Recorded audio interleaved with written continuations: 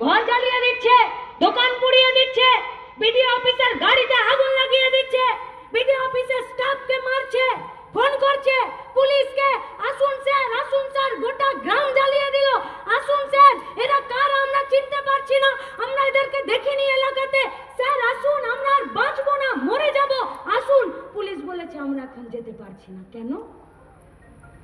বাইকওয়ালা বিনা হেলমেটে সেলুনে ঢুকলে 1000 টাকার কেস দিতে পারো, আর লোকে যখন ঘর বাড়ি জ্বালিয়ে দিচ্ছে তখন ইঁদুরের গর্ত খুঁজছো, তোমরা গর্ত খুঁজছো ইঁদুরের। এইটা পুলিশ, এইটা খেয়ে খেয়ে তো এত ভুড়ি বাড়িয়েছে যে বউ প্রতিদিন গালি দিচ্ছে যে কত বোতাম সেলাই করবো, রোজ ছিঁড়ে যাচ্ছে।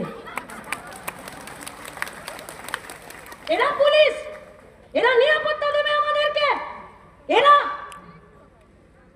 4 ঘন্টা ধরে ফোন করেছে পুলিশকে, 4 ঘন্টা ধরে পুলিশ যায়নি, দাঙ্গা হতে দিয়েছে,